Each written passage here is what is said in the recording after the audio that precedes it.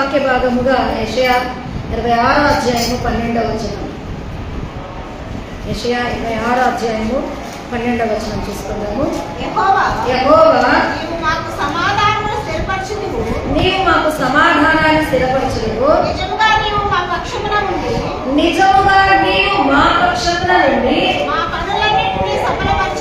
మా పనులన్నిటినీ సఫలపరచుదువు. దేవునికి మహిమ కలుగును గాక. హల్లెలూయా. దైవ సన్నిధి మరి తన బిడ్డలకు అనుగ్రహించినలో యెహోవా నీవు మాకు సమాధానం స్థిరపరిచి నిజముగా మా పక్షమున ఏమంటున్నాడు, మా పనులన్నీ సఫలపరుస్తాడు. దేవుడు శక్తితో కాదు, బలముతో కాదు, నా ఆత్మ ద్వారా నేను మీకు కార్యాలు జరిగిస్తాను. దైవ శక్తి చేయాల్సిన పనులు ఏ విధంగా మన ఎడల జరిగిస్తాడు దేవుడు? తన యొక్క ఆత్మ ద్వారా మనకు జరిగిస్తాడు. అందుకే సమాధానపరిచి నిజముగా మా పక్షమున నీవు పనులన్నీ సఫలపరచడానికి. నిజానికి మన విలువల్లో మనకు సహాయకారిగా పరిశుద్ధాత్ముడు ఉంటున్నాడని ఎంతమందికి తెలుసు?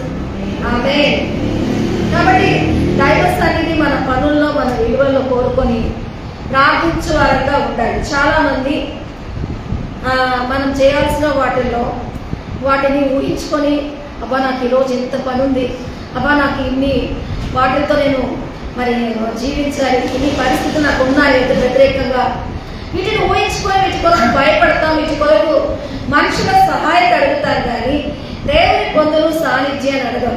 కానీ పరిశుద్ధాత్ముడు నిజముగా నీవు మా పక్షమున అని దేవుడు సఫలపరచడానికి మనుషుల విలువల్లో సహాయం చేసేవాడిగా కృపను అనుగ్రహిస్తున్నాడు. దేవునికి మహిమ కలుగును గాక. హల్లెలూయా.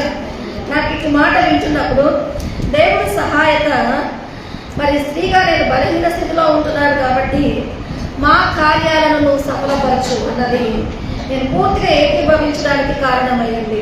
దేవునికి మహిమ కలుగును గాక. అందుకే యెషయా 9:7లో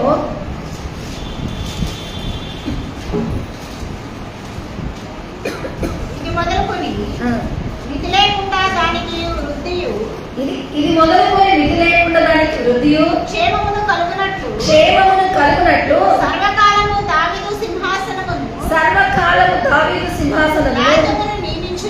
రాజ్యమును నియమించును. నీతి వలనను రాజ్యాన్ని స్థిరపరచడానికి రాజ్య పరిపాలన చేయును. హల్లెలూయా. మనకు కార్యరూపిగా దేవుడు ఎల్లప్పుడూ ఉండడానికి, మనలో ఇది మొదలుకొని మితి లేని వృద్ధి కలిగించడానికి ఎంతమంది పరిశుద్ధాత్మ సహాయతను కోరుకుంటున్నారు? అక్కడే 11వ వచనం చూస్తే, యెహోవా నీ హస్తం ఎత్తబడి ఉన్నది కానీ జనులు దానిని చూడనున్నారు. జనుల కొరకై నీ ఆసక్తి చూచి వారు సిగ్గుపడదురు. నిశ్చయముగా అగ్ని నీ శత్రువులను మింగిను. అయితే జనుల కొరకు దేవుని హస్తం ఏమై ఉందంట? ఎత్తబడి ఉన్నది. దేవునికి మహిమ కలుగును గాక. హస్తం ఎత్తబడి ఉన్నది. మరి ఈ యొక్క హస్తం ఎత్తబడి ఉన్నప్పుడు జనులు దాన్ని చూడనొల్లని వారిగా ఉంటున్నారు. చూస్తే మనం సహాయత కోరుతాం, చూస్తే ఆయన సాన్నిధ్యాన్ని మనము పొందుకోవాలని ఇష్టపడతాం. అందుకే దేవుడు ఏమంటున్నాడు? నిశ్చయముగా మనకు వచ్చే విలువల్లో యెహోవా నీకు సమాధానము మరి స్థిరపరచుదువు. నిజముగా మా పక్షాన మా పనులన్నీ సఫలపరచాల్సిన హస్తము ఎత్తబడి ఉన్నది. కార్యం జరిగించు ప్రభు అని కోరుకోవాల్సిన స్థితి మనం కలిగి ఉండే వారంగా ఉండాలి. అయితే ఈ విధంగా మనం కోరుకుంటున్నప్పుడు ఆ 9వ వచనంలో ఏమని చెప్పాడు దేవుడు? ఖచ్చితంగా మీరు ఆ మాటలో 7వ వచనంలో ఏమని చెప్పాడు? ఇది మొదలుకొని మితి లేని వృద్ధి క్షేమము కలుగునట్లు సర్వకాలము దావీదు సింహాసనము రాజ్యము నియమించు. మన వృద్ధి, మన క్షేమం. ఇప్పుడు చూడండి, ఒక్కొక్క మరి ప్రభుత్వం ఒక్కొక్కరు ఆధీనంలో ఉంటుంది. నేను టీవీ పెడితే నేను మీకు ఇంత ఇచ్చాను, ఆయన ఎన్నికైతేనే మనకు ఆశీర్వాదము, ఆయనే మన పిల్లలకి చదువు చెప్తాడని ఒక అడ్వర్టైజ్మెంట్.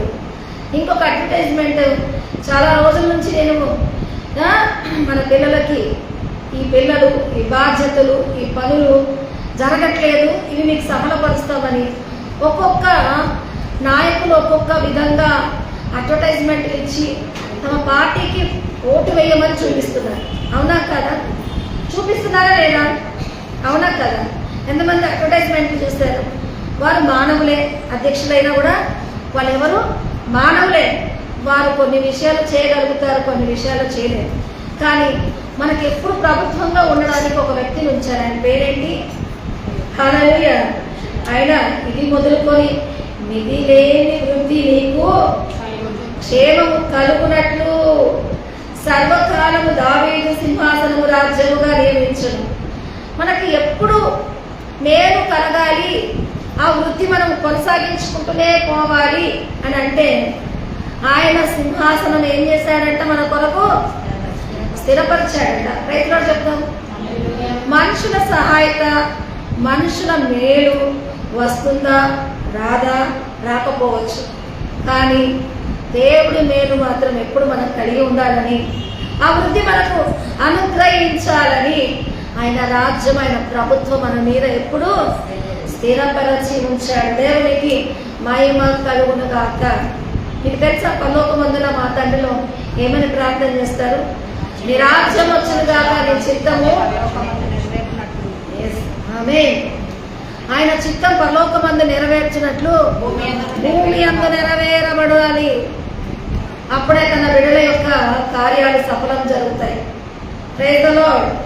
కాబట్టి అది ఆ రాజ్యాన్ని మనకు స్థిరపరుస్తూ, నిత్యము స్థిరపరుస్తూ ఏం చెప్తున్నాడు? ఇది మొదలుకొని మితి లేకుండా వృద్ధి కలగాలంటే ఆ రాజ్యాన్ని స్థిరపరుస్తూ న్యాయం వలన, నీతి వలన రాజ్యము స్థిరపరచుటకు అతడు సింహాసనాసీనుడై రాజ్య పరిపాలన చేస్తాడు. సైన్యముల అధిపతి యెహోవా ఆసక్తి కలిగి దానిని మరి ఆ రాజ్య పరిపాలన ఎల్లప్పుడూ ఉండడానికి యెహోవా ఆసక్తి దానిని నెరవేరుస్తూ. Praise the lord. ఎవరి ఆసక్తి? పరలోక తండ్రి ఆసక్తి దాన్ని నెరవేరుస్తూ యేసయ్య పక్షాన ఆ రాజ్యాన్ని స్థిరపరిచి ఆ రాజ్య పరిపాలన 2 అంశాలు రాశాడు. ఒకటి న్యాయము, నీతి వలన అని రాయబడింది. Praise the lord. మనుషులకు కావాల్సింది 2, న్యాయము, నీతి. న్యాయము, నీతి కరువై మనుషులు అందరికీ పనులు జరగక, అందరి పక్షాన కార్యాలు జరగక, చాలా వాటిల్లో సరి అయిన పాలకులు ఎవరు, సరి అయిన సహకారులు ఎవరు, సరి అయిన అభివృద్ధి ఎక్కడి నుంచి వస్తుంది అన్నది మనుషులు విపరీతంగా దాహంగా ఉన్నారు. అయితే భూమి అందుంటున్న వాటిల్లో అది ఫుల్ఫిల్ చేయడానికి వాళ్ళు మనుషులే. కానీ పరలోకపు తండ్రి ఆసక్తి కలిగి తన కుమారుని నీతిమంతత్వంలో మనం దీవించని ఉద్దేశించాడు. ప్రైజ్లాడు చెప్తామా? ప్రైజ్లాడు చెప్తామా? అందుకే మీ ప్రార్థనలో ఆయన రాజ్యం వచ్చిన కాక ప్రార్థన చేయండి. మీ ప్రార్థనలో ఏం ప్రార్థన చేయాలి? నీ రాజ్యము, అవును, ఆ రాజ్యము నీతి న్యాయం వలన కదా మన మీద పరిపాలనగా ఉండి మన కార్యాలు వృద్ధిపరచడానికి. ఆమేన్. హల్లెలూయా. మనుషులు ఇచ్చే వాటిలో ఒకరు 10 ఇవ్వచ్చు, ఒకరు 5 ఇవ్వచ్చు, ఒకరు 5కు 10 అన్నట్టుగా ఇంకా ఒక 2-3 ఎక్కువ ఇవ్వచ్చు. కానీ ఈ వేళలో ఈ యొక్క మరి లక్షల్లో మనకు అయ్యే పనులు కాదు. మన దోషముల నుండి, మనకున్న తలరాట నుంచి విడుదల చేస్తూ మనల్ని ఆశీర్వదించడానికి న్యాయమును ఇంకా నీతిని కలిగి ఆయన రాజ్యాన్ని మన మీద స్థిరపరిచి మనకు సమాధానంతో కార్యం సఫలం చేసే దేవుడు మన మీద రాజ్యాధికారంతో ప్రభుత్వంగా ఉండాలని కోరుకున్నాను. హల్లెలూయా. దేవునికి మహిమ కలుగును గాక. అందుకే మరి యెషయా 16:5లో ఆయన ఏ విధంగా మరి మనుషుల మీద అధికారం కలిగి ఉన్నాడో చూస్తే, కృప వలన సింహాసనం స్థాపింపబడును, సింహాసనం స్థాపించబడును, సత్య సంపన్నుడై దాని మీద కూర్చుండి తీర్పు తీర్చున్నప్పుడు తలడు. హల్లెలూయా. సత్య సంపన్నుడై దాని మీద కూర్చుండి తీర్పు తీర్చువాడు ఒకడు కలడు. దావీదు గుడారములో అతడు ఆసీనుడై న్యాయమును విచారించుచు న్యాయమును చలించుటకే ఏంటమ్మా? ఏం జరిగించడానికి? న్యాయమును జరిగించు న్యాయమును జరిగించడానికి. నిలువరించును. ఆమేన్. దేవునికి మహిమ కలుగును గాక.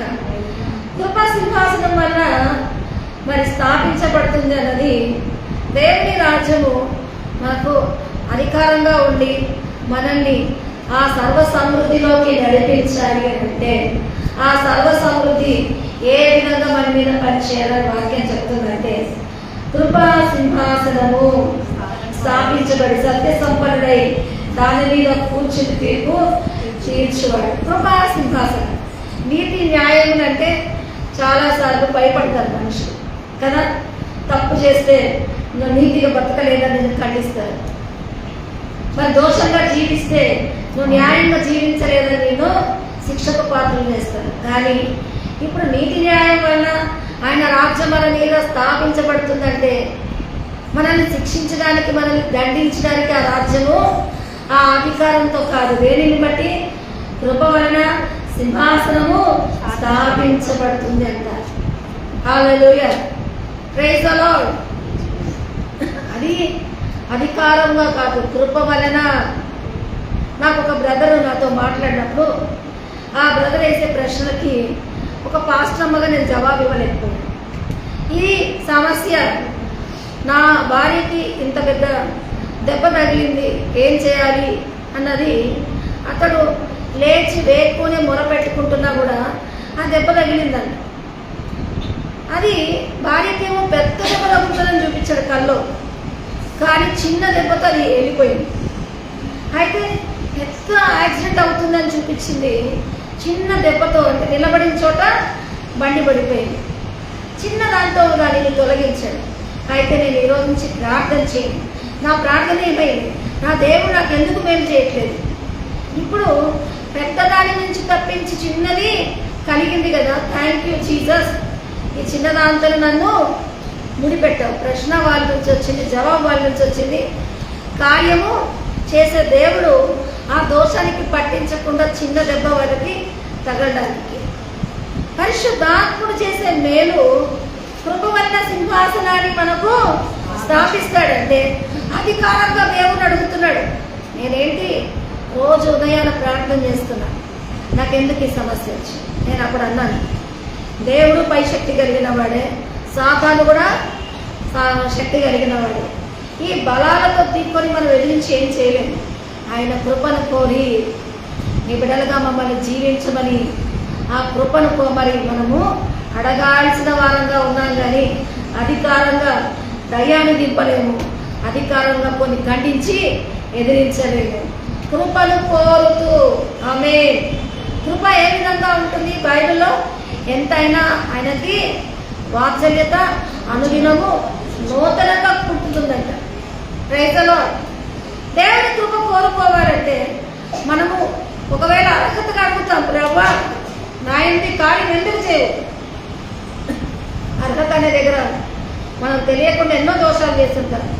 వాటిని బట్టి అర్హతగా అడిగినప్పుడు కొన్ని మనకు జరగకపోవచ్చు, కానీ మన దోషాలను బట్టి మనకు అవి జరగలేదన్న నిరుత్సాహం లేకుండా కృపను బట్టి ఆయన సింహాసనం స్థాపించినప్పుడు ఆమె అర్హతగా అడిగేదానికన్నా కృపను కోరుకొని నీ కటాక్షం మా మీద ఉంచు ప్రభువా. హల్లెలూయా. అందుకే ఒక ఆవిడ అనిందంట, మా అమ్మాయి దయ్యం పట్టింది ప్రభువా విడుదలి అంటే, అమ్మా నేను నీ కోసం రాలేదు, అయితే కానా ప్రజలు నీ కోసంగా నేను రాలేదు, మరి ఎవరి కోసం వచ్చావు అని ఇవన్నీ అర్హతలకు అడగలేదు. ఆమె ఒకటే ప్రార్థన చేసింది. ఏమని ప్రార్థన చేసింది? మరి దేవుడు అన్నాడు, బళ్ళ మీద తినేటివి కుక్క పిల్లలకు వేట యుక్తం కాదని. అయితే అప్పుడు ఆమె ఏమనింది? నిజమే ప్రభువా, బళ్ళ మీద తినేటి కుక్క పిల్లలు తినడానికి యుక్తం కాకపోవచ్చు, కానీ కింద పడినవి తినడానికి కుక్క పిల్లలకి అంటే కృప అర్హత లేదు అని చెప్పిన కృపను కోరుకునే విధానంలో కింద పడినవి తినడానికైనా అర్హత కదా అని తగ్గించుకున్న స్వభావంలో స్వస్థత నోచుకున్నామే. అప్పుడు నీ అంత గొప్ప విశ్వాసము ఎక్కడా చూడలేదు. దేవుడు మనల్ని పరీక్షించడానికి ఆయన మీద మనకు ఎలాంటి మనసు ఉంది, అధికారంగా అడుగుతామా? అధికారం ఇవ్వకపోయినా కూడా కృపను కోరుకొని ఆమె మేలు పొందుకున్నది. చాలాసార్లు దేవుని తిట్టేవాళ్ళు ఉన్నారు, దేవుని ప్రశ్నించి ఎదురాడి మాట్లాడుతూ ఉన్న వాళ్ళు ఉన్నారు. కానీ కృపను కోరుకొని అడగాల్సిన వారిగా చాలా తక్కువ మంది ఉన్నారు. ప్రైజ్ ది లార్డ్, హల్లెలూయా. అందుకే దేవుడి సన్నిధానంలో ఒక దొంగ అంటాడు, రవ్వా ఇది మాకు పక్కనైనా తిడతాడు, మనం చేసిన పొరపాట్లకి ఇది తగినదే కదా, కొంచెమైనా పశ్చాత్తాపడవా? మరి కృపను కోరుకొని అయ్యా ఇది మాకు తగినదే, నీకైతే ఇది తగిన, నీ రాజ్యంలో మమ్మల్ని జ్ఞాపకం చేసుకో. కొన్ని పరిస్థితుల్లో మానవులకు ఈ దోషాలకైనా ఈ చెడుకైనా మంచికైనా ఎందుకు, ఏంటి, ఏం చేశారు, ఎక్కడి నుంచి వచ్చింది, ఇట్లాంటి ప్రశ్నలతో అడుగుతారు. కానీ కృప కోరుకొని బాగుండాలని దేవుడు కృపా సింహాసనము స్థాపించి ఆమె ఆయన ప్రభుత్వం మన మీద ఉంచి మనకు మేలు ఇవ్వడానికి చేతినెత్తి పట్టి ఆయన హస్తాన్ని మన కొరకు కార్యం చేసే దేవుడు నిలబడి ఉన్నాడు. Praise the Lord. Praise the Lord. Hallelujah.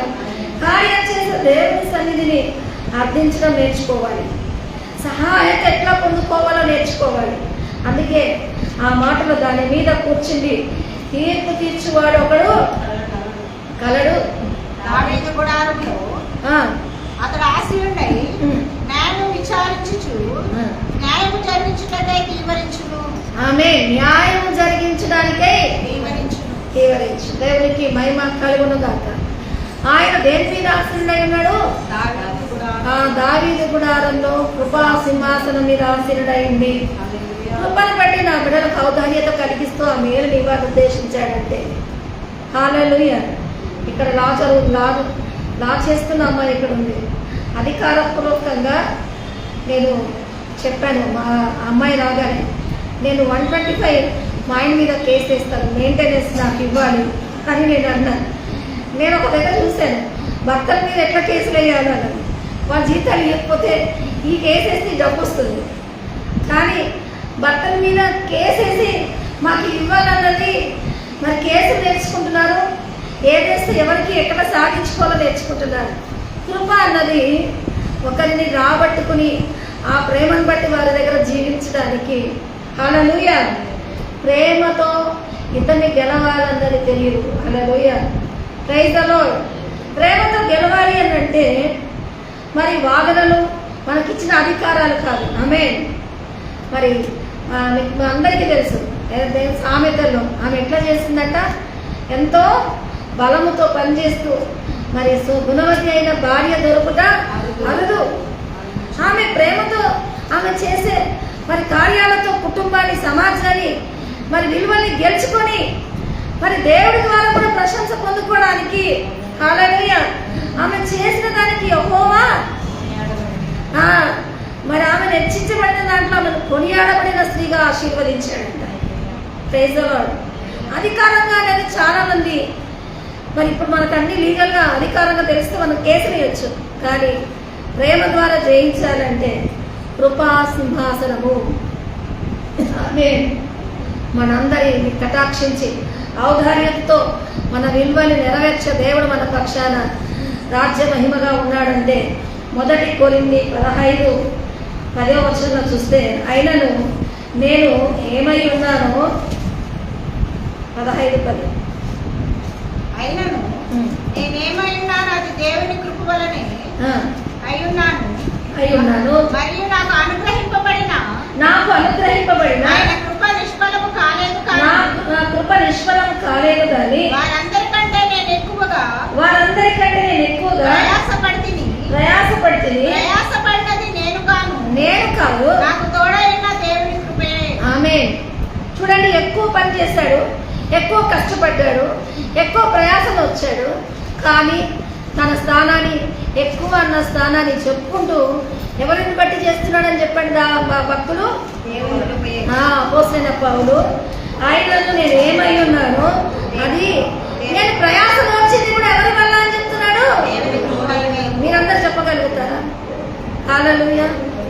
నా వల్లే జరిగింది, నా వల్లే చేశాను. ఒకరోజు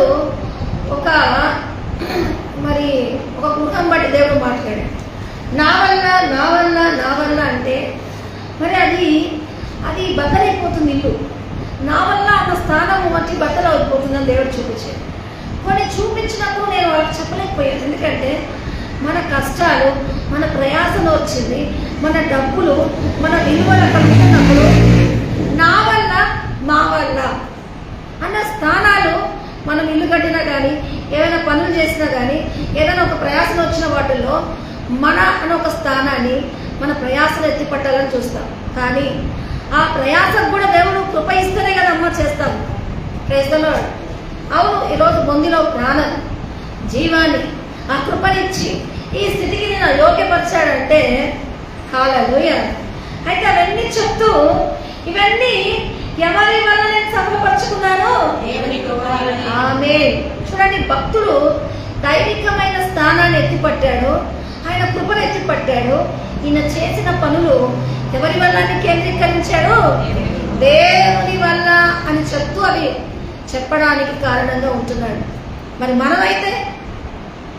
మనమైతే నా వల్ల, నేను, నాది కదా. కొన్ని పరిస్థితుల్లో వీటిని బట్టి మనం విడమర్చాలి అంటే మన స్థితిని మనము దేవుని వల్ల పొందుకోవడానికి నిజముగా నీవు మా పక్షాన పనులను సఫలపరచడానికి చెయ్యి ఎత్తిపట్టారు. ఇది అందరూ చూడలేకపోయారు, కానీ ఈరోజు మనం చూస్తున్నాం. హల్లెలూయా. అందుకే ఆయన హస్తం మరి కార్యాలు చేయగలిగిన హస్తం చాపబడి ఉండగా నీ బిడ్డలైన మా ప్రార్థన ఆలకించు ప్రభు అని ఆయన సంకల్ప హస్తం ఏం చేస్తున్నాడంట? చాపబడి ఉండగా ఈ కార్యాలు జరిగించడానికి నీవు నన్ను వాడుకో ప్రభు అన్నాడు. సంకల్పం అంతా ఎవరి హస్తంలో ఉంది? దేవుని హస్తంలో ఉంది. అందుకే చాలా మంది మన క్రైస్తవులు జ్యోతిష్యం చూసేదానికి మన హస్తాలు చూసి చూపిస్తారు. ఇక్కడ మన రేఖలు ఉంటాయి, కానీ మనం ఎవరి రేఖల్లో నడవాలి? ఎవరి రేఖల్లో నడవాలి? ఎవరి రేఖల్లో నడవాలి? దేవుని రేఖల్లో నడవాలి. మన దాంట్లో ప్లస్ ఉంటుంది, మైనస్ ఉంటుంది, మన దాంట్లో అన్నీ ఉంటాయి. కానీ మన విలువలు దేవునితో నడిపించుకోవడానికి ఆయన దయ వల్ల, ఆయన కృప వల్ల, ఆయన యొక్క బలోపేతమైన హస్తం వల్ల అన్నది మన విలువలు ఆయనకు హ్యాండ్ ఓవర్ చేస్తూ ఆయన చిత్తంతో నడవలసిన వారంగా దైవిక విలువలు మన విలువలతో ప్రేరేపించుకుంటూ ఆయన నడిపింపులో మనము ఎప్పటికప్పుడు ఏం చేయాలి? అప్పగించుకోవాలి. ఒకవేళ నా వల్ల అంటే మన అతిశయము, మన డాంబికము మనల్ని ఏం చేస్తుంది? తొట్టుపడి నాశనానికి ముందర గర్వం, నేను అన్న ఒక స్థానమే మనల్ని అహంభావనతో పెట్టి మనల్ని కింద పడేస్తుంది. హల్లెలూయా. అందుకే కీర్తన 126 రెండవ వచనం చూస్తే మనము ఆ కృపను బట్టే ఉన్నాం కాబట్టి అక్కడ కార్యం పొందుకున్న వాళ్ళు చూస్తే కలగలిగిన మనము కలగలిగిన వారి వలె ఉంటుంది. మన నోటి నిండా నవ్వు ఉండెను. మన నోటి నిండా నవ్వున్నది. మన నాలుక ఆనందగానంతో నిండి ఉండెను. అప్పుడు యెహోవా వారి కొరకు గొప్ప కార్యములు చేసినని అన్యజనులు చెప్పుకొనిరి. అన్యజనులు ఏం చేశారంట? చెప్పుకున్నారంట. Praise the Lord. వారు దేవుని కార్యాలలో ఎట్లున్నారంట? వాళ్ళు కలగలిగిన వారి వలె ఉన్నారంట.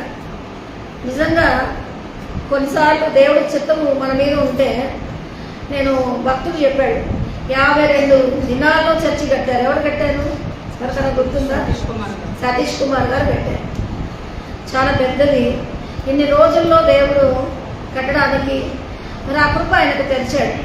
కొన్నిసార్లు ఆయన ప్రయాస, వాళ్ళ కుటుంబం భక్తి, అనేకుల సహాయత అన్న మాట కన్నా దేవుడు వాగ్దానం చేసింది ఆ 52 రోజుల్లో ఆయనకి ఇచ్చిన విలువల్ని సంపూర్ణం చేసుకొని అందులో నిలబడినప్పుడు మరి దేవుని సన్నిధి కొన్ని సంవత్సరాలు, కొన్ని దినాలు, కొన్ని రోజులు, కొన్ని గడియలు అన్నది మనుషుల విలువలతో చూస్తే మన ప్రయాసంలో వస్తున్న ప్రయాస అట్లే ఉంటుంది. కానీ కొన్ని రోజులు, కొన్ని దినాలు, కొన్ని సంవత్సరాల్లాగా ఒక జన్మలాగా చేస్తుంటాం మన పనులు. ఆమేన్. ఎవరికైనా ఉన్నది అట్లాంటి ప్రయాస?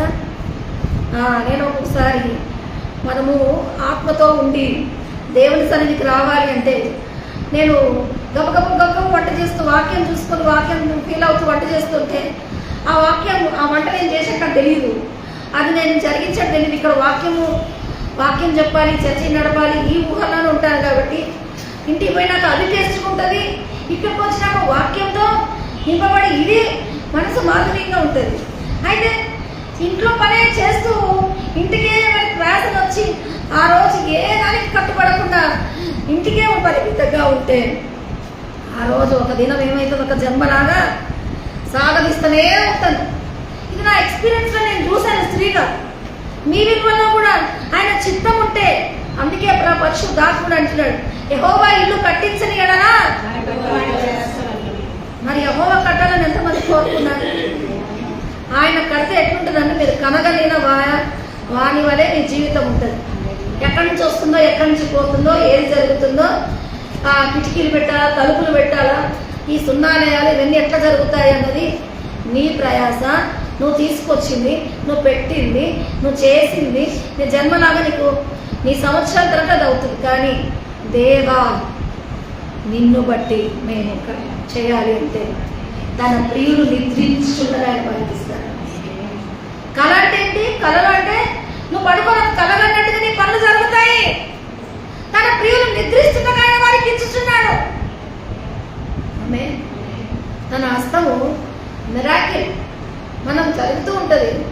మనం తన ప్రియులు నిద్రించుండగా అంటే అది ఎట్లా జరుగుతుందంటే కలలాగా జరుగుతుంది. Praise the lord.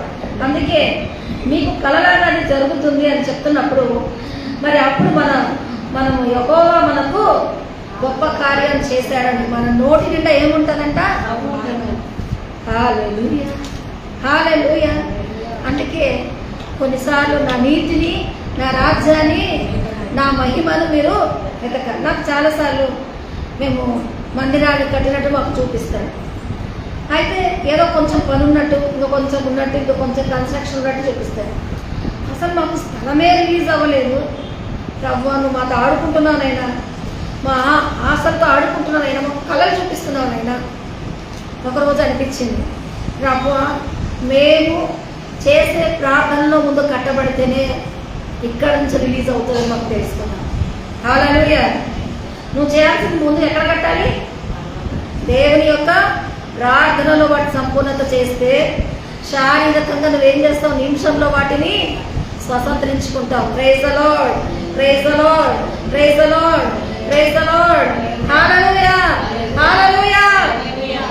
అయితే నువ్వు ప్రార్థనతో కట్టాలి అని అంటే అందుకే చింతించద్దు. మురుడు ఎక్కువ కానీ తక్కువ కానీ చేసుకోలేరు. చింత యావత్తు ఎవరి మీద పెట్టాలి? దేవుడి మీద పెట్టాలి. హల్లెలూయా. ముందు నా నీతిని, నా రాజ్యాన్ని మీరు ఎదిగి మీరు వీటన్నిటిని పొందుకోవాలి అని అంటే దేవుని పరంగా పరలోక విలువలతో మనం వాటిని సంపూర్ణం చేసుకొని భూలోకంలో వాటిని స్వతంత్రించుకోవాలి. ఆమేన్. కానీ భూలోకంలో స్వతంత్రించుకోవడానికి పనులను బట్టి దైవ సన్నిధిని పక్కన పెట్టి, పనులను బట్టి ఆయన మరి నడిపింపుని పక్కన పెట్టి, పనులను బట్టి ఆయన కార్యాలను పక్కన పెట్టి ఈరోజు మా పనంతా జరగాలి అని అంటే సాగుతూనే ఉంటుంది. జీవితమే ఒక ప్రయాణం లాగా సాగుతూనే ఉంటుంది. ప్రభువా నేను నీ అందు ఉంటున్నాను నాయనా, నువ్వు నా యందు ఉండు. ప్రభువా నేను నీ రాజ్యాన్ని, నీతిని మొదట వెతుకుతా, నా కార్యాలను సంపూర్ణపరచు. హల్లెలూయా. అయితే కలగలిగిన వాని వలె నోటి నిండా నవ్వుండి వారు ఏం చేస్తారంటే యెహోవా మాకు గొప్ప కార్యం చేశాడు. ఇది ఎక్కడో మీరు బైబిల్లో విన్నారుగా. ఆయన సేవకులు కూడా బంధించినప్పుడు ఏం జరిగింది? దేవుని ఆత్మ మరి అవన్నీ బ్రతలు కొట్టి ఏం చేసింది? నడి రోడ్డుకి తీసుకొచ్చినప్పుడు ఏం చెప్పింది పరిశుద్ధాత్ముడు? ఇదిగో మీరు వెళ్ళి వాక్యం చెప్పండి. ఇదిగో మీ యొక్క విలువల్లో అన్నిటినీ బంధించిన వాక్యం బంధించలేదు. వాక్యం ఏమై ఉన్నది? స్వేచ్ఛగా ఉంది, దాన్ని బోధించింది. మనుషులు బంధించినప్పుడు దేవదూత ద్వారా వారు కలగలినట్టుగా దర్శనం చూసినట్టుగా కనిపించింది. కానీ రియల్గా వాళ్ళు ఎక్కడికి వచ్చిన్నారు? బయట రోడ్డు మీద కూలి గవిలోకి వచ్చేసారు. ఆమేన్.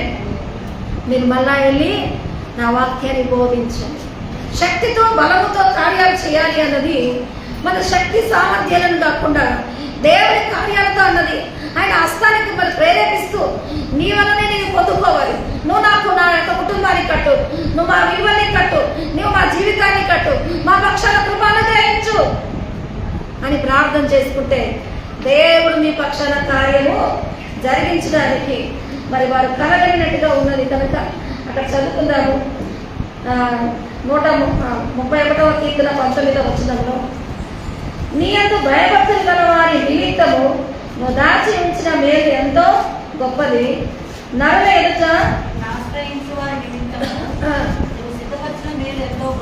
హల్లెలూయా. దేవుడు ఏమంటున్నాడు? నీ యందు భయభక్తులు గల వారి ఎదుట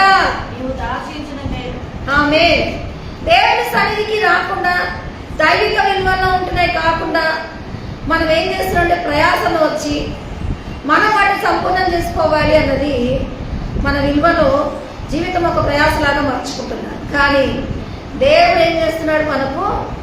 మనకు ఏమి కావాలో ఆమేన్ అవి మనకు ముందే సిద్ధపరిచి ఉన్నాడు. Praise the lord. ఎంతమంది ఈ మాటలు తెలుసుకుంటారు? నీకు నాకు కావలసిన దేవుడు ముందే సిద్ధపరిచి ఉన్నాడు. ఇవన్నీ ఏసి అందు మనకు అవునన్నట్లుగా వాగ్దాన భర్తలుగా ఇచ్చాడు. అందుకే తన యందు భయభక్తులు కలిగి నా వారి ఎడల దాచించిన మేలు ఎంతో గొప్పది, నరులు ఎదుట నిన్ను ఆశ్రయించి నీ నిమిత్తము నరుల ఎదుట ఎవరిని ఆశ్రయించి, అవును, గుర్రములను బట్టి రథాలను బట్టి అతిశయిస్తూ, మరి ఈ లోకంలో వీటిని ఆశ్రయించిన వాళ్ళు బోల్డు మంది ఉన్నారు. కానీ దేవుని ఆశ్రయించి ఆయనను బట్టి మాకు నువ్వు కార్యం చేయి ప్రభువా, మాకు కృప చూపించు ప్రభువా, నీ యొక్క కార్యం ఆయన సఫలం చేయి ప్రభు అన్నవాళ్ళు దేవుని బట్టి కార్యాలు పొందుకుంటారంటే హల్లెలూయా. నరుల ఎదుట దేవుని ఆశ్రయించి చాలాసార్లు బిడ్డలు లేని వాళ్ళకు బిడ్డలు లేరు అన్నది 10 మందితో బాధించబడుతుంటారు. కానీ మరి కన్ను లేని అతనితో దేవుడు ఏమన్నాడు? మరి పుట్టు గుడ్డివాడు ఎందుకు వీళ్ళని బట్టా వాళ్ళని బట్టా ఎవరిని బట్టి ఆయన శాపగ్రస్తుడిగా పుట్టాడు అంటే ఆ పాపాలను బట్టి ఈ పాపాలను బట్టి ఈ దోషాలను బట్టి కాదు, దేవుడు మహిమ పొందడానికి ఆయన ఏమయ్యాడు? గుడ్డివాడిగా ఉన్నాడని ఆ కార్యం తెచ్చాడు. పిల్లలు లేని వాళ్ళు కూడా మరి దేవుడు మహిమ పొందడానికి ఆ కార్యం తెరుస్తున్నాడు అన్నది తెలుసుకుంటే ప్రైజ్ ది లార్డ్. నిజం కదా. మరి ఏమంటది రాహేల్ ఏమంటది? నాకు పిల్లలు లేకుండా పోతున్నాను, నాకు పిల్లలు ఇవ్వమంటే పిల్లలు ఇవ్వడానికి నేనేమన్నా దైవికానికి నేను ప్రతిగా ఉన్నాను. మరి ఎవరు ప్రతినిధిగా ఎవరు ఉండరు. మరి దేవుడు గర్భఫలం ఎవరిచ్చి బలము? యెహోవా ఇచ్చి స్వాస్థ్యమై ఉంటుంది. దేవుడి వల్ల పొందుకోవాలి అని అంటే నీ లోపం దేవుడి ద్వారా మహిమ పొందడానికే ఉన్నదని తెలుసుకుంటే ఈరోజు ఏం చేస్తాము? చాపబడిన హస్తంలో నువ్వు దాచి ఉంచిన మేలు ఎంతో గొప్పది. మన సహోదరి ఒక సిస్టర్ మన చర్చికి వచ్చింది. ఆమె వచ్చిన ఒక వారంలో దేవుడు కల్లో చూపించాడు బిడ్డనిచ్చినట్టుగా. అయితే మాకు ఈమెకి దాచబడిన మేలు మాకు ఉన్నది, ఏమున్నది? బిడ్డనిస్తాడు. కానీ అంతటి ప్రార్థన, అంతటి ప్రయాస ఈమె పొందుకొని ఆ కార్యం పొందుకోవడానికి ఆ నడిపింపు ఆ క్రమంలో ఆమెలో ఆమెకు రావాలని కోరుకుంటూ అనునిత్యము పిల్లలు లేని వారి కొరకు ప్రార్థన చేస్తున్నారు. హల్లెలూయా. మరి దేవుడి కార్యాలు మన ఎడల ఎంత గొప్పగా ఉంటున్నాయి కనుక చూడండి. యోహాను సువార్త 3:22లో సత్యవంతుడైతే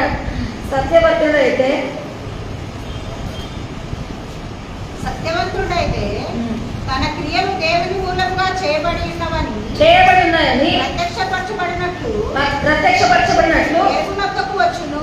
ఎవరి దగ్గరకు వస్తాడంట? వెలుగున.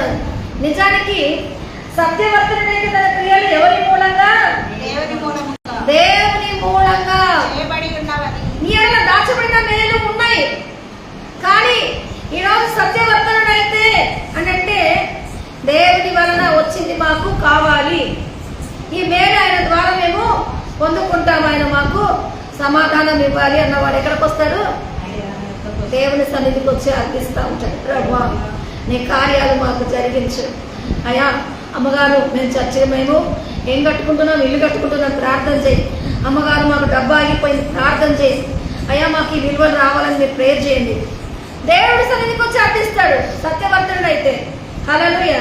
అట్లా కాకుండా మరి దేవుని ఆశ్రయించకుండా నన్ను ఎదుట ఏం చేయాలా?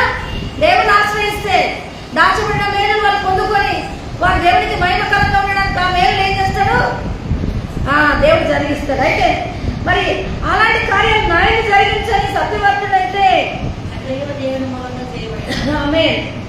తన క్రియలు దేవుని మూలంగా చేయబడి ఉన్నవని ప్రత్యక్షపరచబడినట్లు జీవితంలో వెలిగించే దేవుని సన్నిధికి వస్తాం. ఆమేన్. ఇక్కడికి వచ్చి అడుగుతాం, కానీ ఇంట్లోకి వెళ్ళి రాహేల్లాగా నాకు పిల్లలు పుట్టలేదు, నాకు ఇది జరగలేదు, అవి ఇవ్వలేదు, అట్లా చేయలేదు, మాకు ఇల్లు ఇచ్చావా, మాకు అది ఇచ్చావా, మాకు ఇది ఇచ్చావా అని జనాలతో లోకలతో కొట్లాడి కోరికల కోసం ఎంతమందితోనో చెడ్డాయి. చాలా అవసరతలు మనకు ఉన్నాయి. ఇప్పుడు ఆయన హస్తం మనకు కార్యం సఫలం చేయడానికి. అందుకే మీ పనుల భారం యెహోవా మీద నుంచుము, అప్పుడు మీ ఉద్దేశములన్నీ. ఎంతమంది ఆయన మీద మీ పనుల భారం ఇస్తారు? ఆమేన్. ఎంతమంది ఇస్తారు? చివరికి ఒక వచనం చదువుకున్నాను, ఫిలిప్పీ 2:13.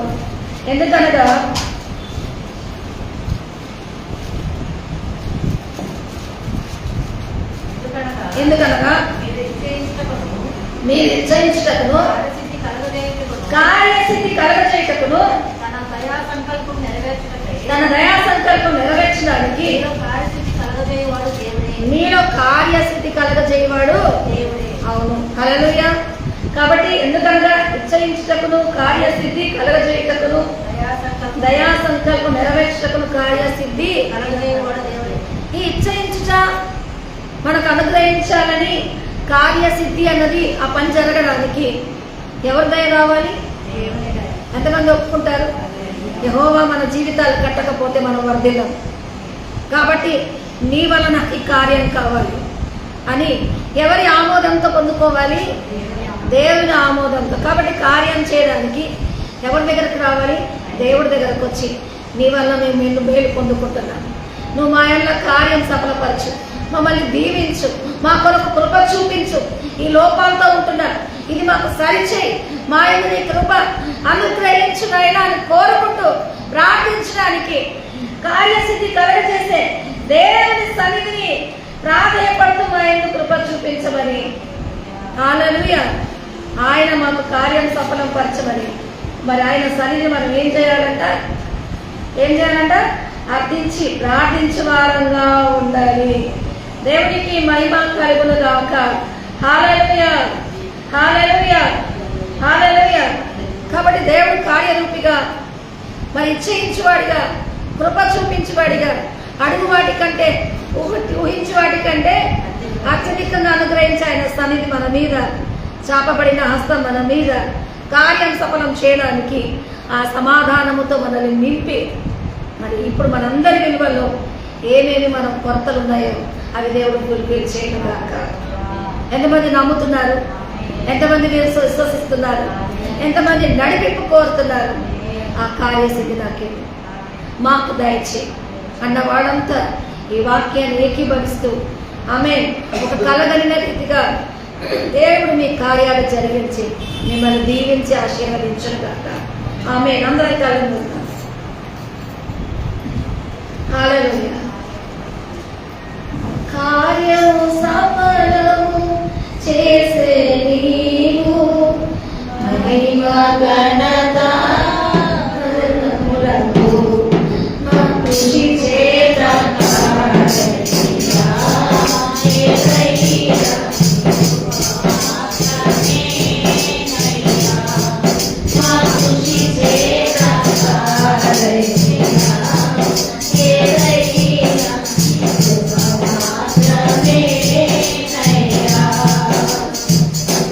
కార్యము సఫలము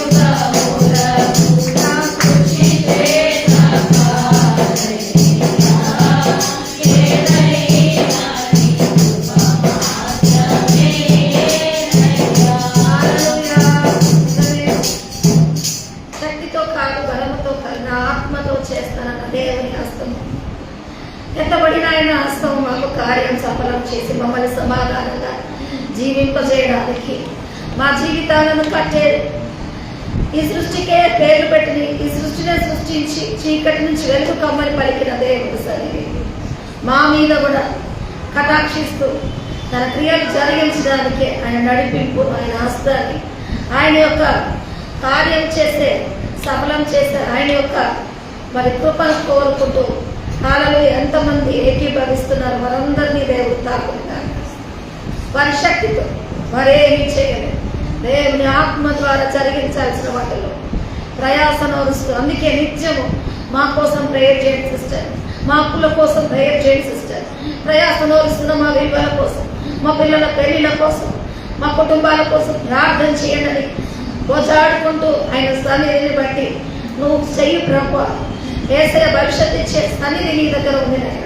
కృపను బట్టి సింహాసనం వేసి ప్రతి ఒక్కరికి మేలును గ్రహించడానికి ఔదార్యత చూపిస్తూ, దోషాలతో కాకుండా కృపతో నింపి అనుదినము ఆ వాత్సలతో నడిపించి నీ హస్తము మా మీద, మా పరిస్థితుల మీద, మా పనుల భారము మీద, మా ఆరోగ్యాల మీద, మా కుటుంబాల మీద, మా విలువల మీద నీ కార్యం అనుగ్రహించి దీవించి కృప అనుగ్రహించడానికి ప్రతి ఒక్కరిని ఆ హస్తంతో తాకును దాకా, తాకును దాకా, తాకును దాకా, తాకును దాకా యేసు కార్యం అనుగ్రహించి దీవించును దాకా. ఆయన హస్తం ప్రతి ఒక్కరికి తాకుతుంటాడు. యెహోవా నీతి, యెహోవా సత్యము, యెహోవా కృప వారందరిలో కార్యశీలిగా తన కుమారు నీతిమంతత్వం ముందు సమస్తం జరిగిస్తూ అధిష్ఠుని యొక్క రాజ్యబలముతో ప్రతి ఒక్కరిని దీవించి మహిమతో నింపి ఆశీర్వదించును గాక. ఆమేన్.